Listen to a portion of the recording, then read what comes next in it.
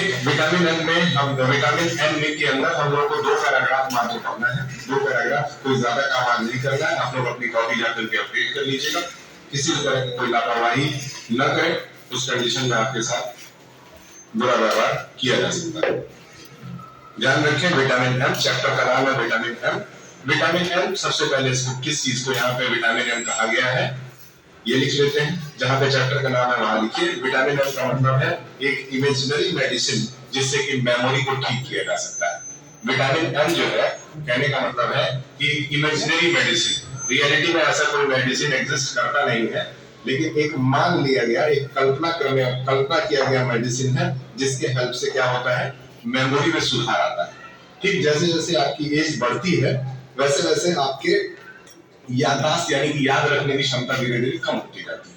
ठीक है, तो यहाँ एक विटामिन एम नाम का इमेजिनरी मेडिसिन के बारे में इस चैप्टर में बताया जा रहा है, जिसको यूज करने के बाद जो राइटर के दादाजी हैं, राइटर चाहता है कि उनका मेमोरी में थोड़ा सा विकास हो सके। ठीक है, याद रखिएगा। चलिए, आप लोग किताब पे नजर डालिए। किताब में आपको क्या नजर आएगा? सबसे पहले ही सीन में आपको नजर आएगा कि एक चेयर लगा हुआ है। ठीक है, और उस चेयर पे दादाजी बैठे हुए हैं। ठीक, ये चैप्टर जो है, ये दादाजी का जो होता है वो कौन है? राइटर। वही राइटर अपने दादाजी के बारे में ये पूरा चैप्टर लिखता है, अपने दादाजी के बारे में बता रहा है। क्या बता रहा है, सुनने का समय आ गया है। आइए पहला पैराग्राफ पढ़ते हैं किताब से। लिखा है, I wish, said Ravi's mother, hurriedly putting some green, red and orange tablet in the saucer. ठीक है, रवि की मदर जो है एक सॉसर के अंदर, सॉसर आप देख सकते हैं दादाजी में जहां बैठे हुए हैं वहां पे क्या रखा हुआ है, एक कप रखा हुआ है। ठीक, लेकिन सॉसर जो है वो कप को नहीं कहते। ठीक है, कप को नीचे से होल्ड करने के लिए जो प्याली होता है उसको सॉसर कहा जाता है। तो सॉसर को यहाँ प्लेट लिखा जा सकता है। दूसरे लाइन में एक मीनिंग मिलेगा आपको सॉसर, उसके सामने आप प्लेट लिख दीजिए।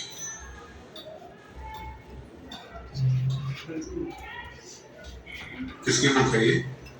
हमारी बुक है।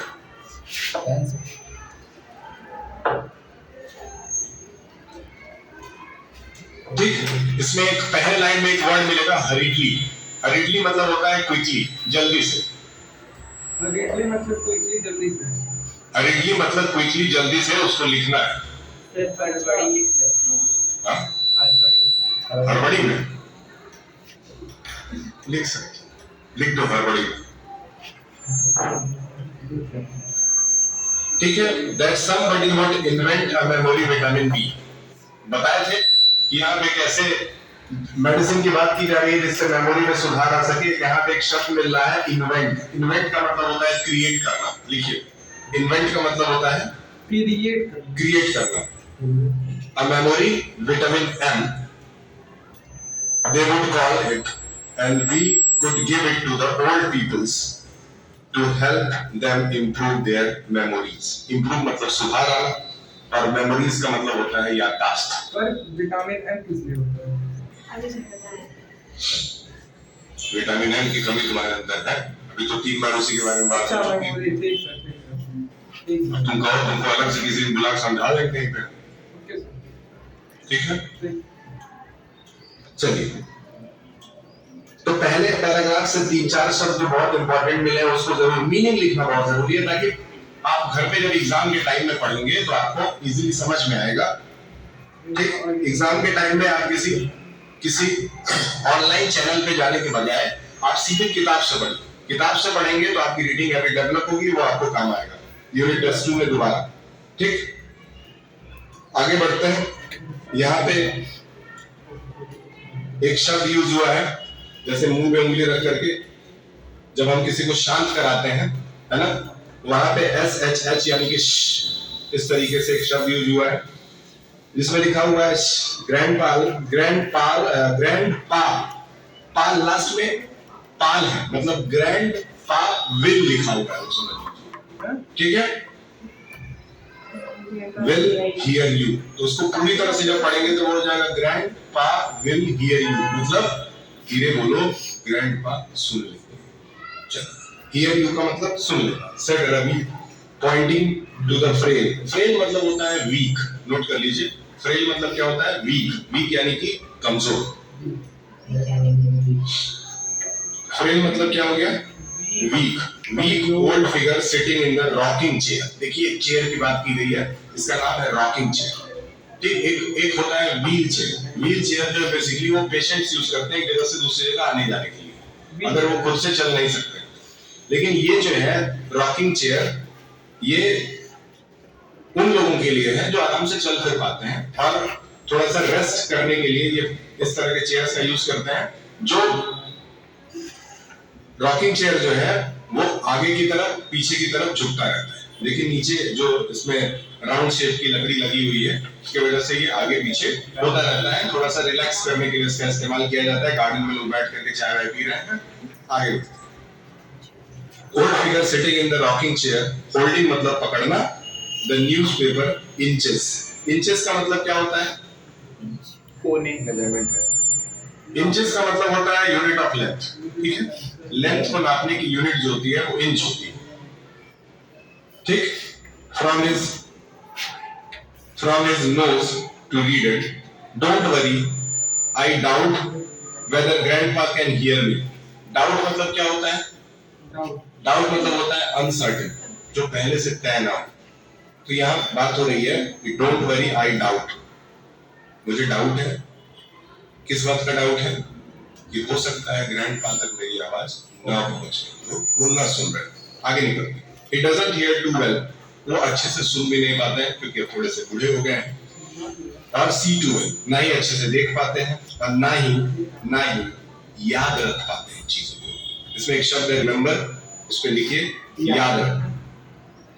रिमेंबर नाम का एक शब्द है जिसका मतलब होता है याद रखना।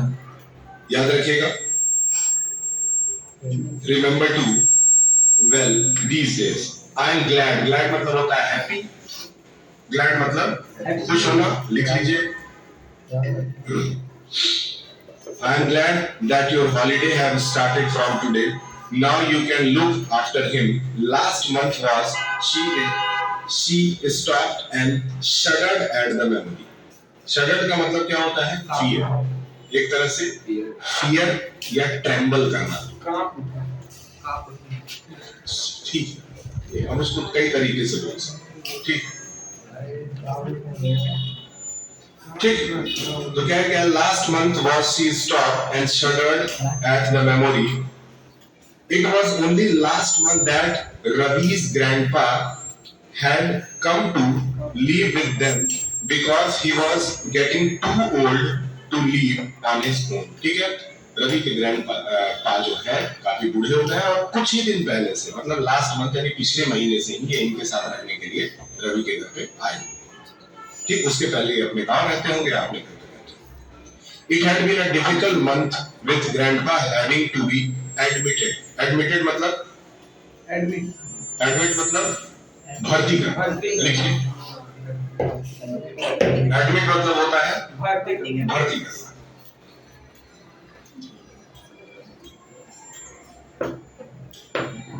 Admitted to the hospital because she mindedly took a double dose of medicine. ठीक है, गलती से इन्होंने डबल डोज ऑफ मेडिसिन ले लिया होगा। एक गोली के बदले 2 गोली खा लिया होगा, जिसके वजह से इनको समस्या हुई और इनको हॉस्पिटल में ला करके।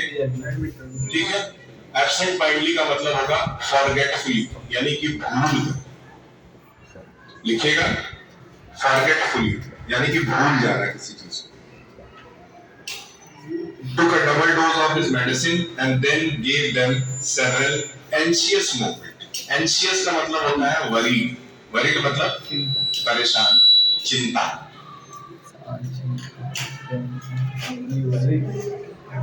Anxious का मतलब क्या लिखेंगे? Worried. Worried मतलब चिंतित या चिंता। ठीक है, मतलब ये जब बीमार पड़ गए तो पूरा परिवार जो है वो चिंता में डूब चुका है। आगे बढ़ते हैं। मोमेंट का मतलब समय, क्षण, पल। मोमेंट का मतलब होता है पल। याद रखिएगा, समय का एक छोटा टुकड़ा जिसको हम लोग पल कहते हैं। When he got lost in one occasion, occasion मतलब यहाँ पे आप उपलक्ष्य भी कह सकते हैं या समय से इसका मतलब, ठीक है। कभी कभी इंग्लिश में डायरेक्ट वो मीनिंग नहीं लगता है जो रियल में उस वर्ड का मीनिंग होता है। लेसन के हिसाब से मीनिंग अलग अलग बन सकता है, ठीक है। ओकेजन बेसिकली हम लोग तब यूज करते हैं जब कहीं पे कुछ अच्छा कोई फंक्शन वगैरह हो रहा हो, ओकेजन। लेकिन यहाँ पे देखिए ये हॉस्पिटल में है तब भी ओकेजन यूज होगा, समझिए। तो हर एक ही वर्ड का ये इंग्लिश है, इंग्लिश की कोई जात नहीं होती, ठीक। वो कहीं भी किसी भी रूप में यूज होता है। He went for a walk and forget the way back home. एक दिन वो टहलने के लिए निकले और वहां से रास्ता भूल गए। लिखिए, forget मतलब भूल जा। Grandpa had got very upset when his daughter, यानी कि रवि's mother, insisted that he shouldn't go out alone again. जब वो बाहर जाकर के रास्ता भूल गए, उसके बाद उनको बाहर जाने से रवि की माताजी ने मना कर दिया कि आप इसके बाद बाहर नहीं जाओ। इस बात से इंसिस्टेड का मतलब होता है एक तरह से आदेश देना या एडवाइस देना भी लिख सकते हैं। यहाँ पे इंसिस्टेड का मतलब सलाह देना भी लिख सकते हैं। हाँ, आपको जो अच्छा लगे आप लिखिए, मतलब सेंस वही, ठीक है। तो उनको सलाह मिली कि आप अब बाहर नहीं जाएंगे। उसके बाद ये बहुत ज्यादा दुखी हो जाते हैं। आगे देखते हैं। I'll have you know, Vidya, my dear। Ravi की माताजी कौन है? रवि की माताजी का नाम इस चैप्टर में जो है वो क्या दिया है? विद्या।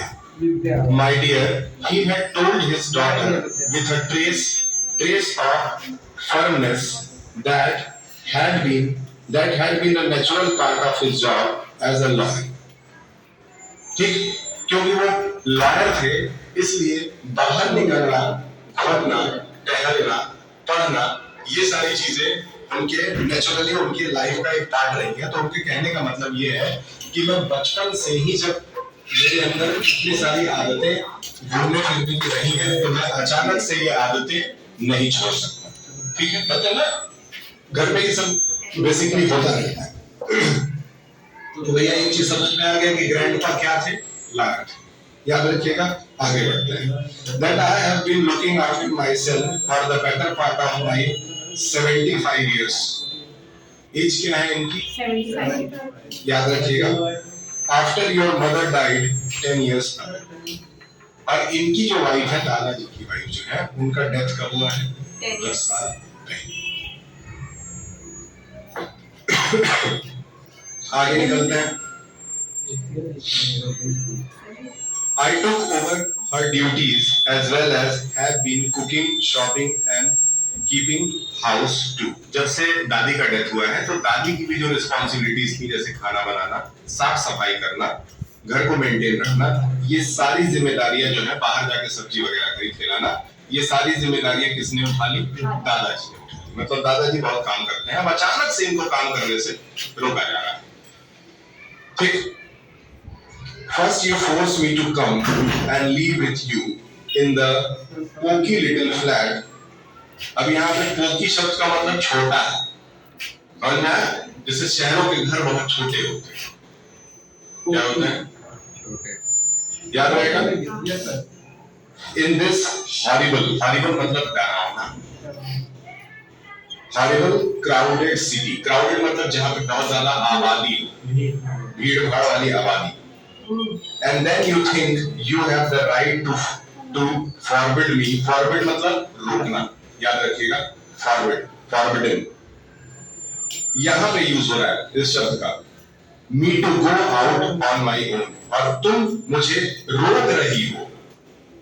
पहले तो तुमने मुझे बुला लिया और अब मुझे रोका जा रहा है कि मैं अपने मन से कोई काम ना करूं। अब यहाँ पे आपको एक शब्द मिलेगा बस्टल नाम का। Grandpa hated the noise and bustle of city life। जो लोग गांव से आते हैं, गांव के रहने वाले होते हैं, वो कभी भी शहर को पसंद नहीं करते। उसका रीजन क्या है? खास करके दादाजी और दादी जी लोग अगर 2-4 दिन के लिए शहर में आपके घर आ भी जाते हैं तो फिर वो क्या चाहते हैं? जल्दी से उनको गांव जाने का दोबारा मौका मिल जाए। रीजन क्या होता है? रीजन ये होता है कि वो यहाँ की क्राउडेड लाइफ में एडजस्ट अपने आप को नहीं कर पाते, ठीक है।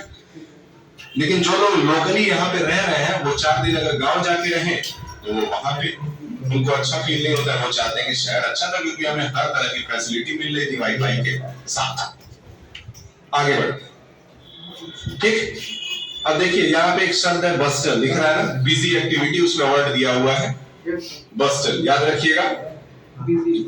And when they were on their own, he often spoke lovingly of his small brick house in town, such a wonderful place. एक तो तुम लोग का घर जो है इतना छोटा सा है और ऊपर से तुम लोग अपने घर की इतनी तारीफ करते हो। शहर में जब आदमी खुद से घर बनवाता है तो वो छोटा सा ही रहता है, लेकिन उसकी बहुत लोग इज्जत करते हैं क्योंकि वो खुद के मेहनत से बनाया गया रहता है। गांव का जो घर रहता है वो पूर्वजों का बनाया गया रहता है। ठीक है, आपके गांव का जो घर होगा हो सकता है आपके पैदा होने से पहले बन चुका हो, सही है, लेकिन जो आपके शहर का घर होगा वो हो सकता है कि आपके सामने बना या आपके बचपन में बना, है ना। तो जो चीज हमारे सामने जिसका निर्माण होता है उसकी इज्जत हम ज्यादा करते हैं किसी पुराने वस्तु के सामने। ठीक, यहां तक आप रोक सकते हैं और आप कृपया जा सकते हैं। कल याद रखिएगा, कल कॉपी चेकिंग होगी, इसमें किसी भी तरह की कोई लापरवाही आप ना करें।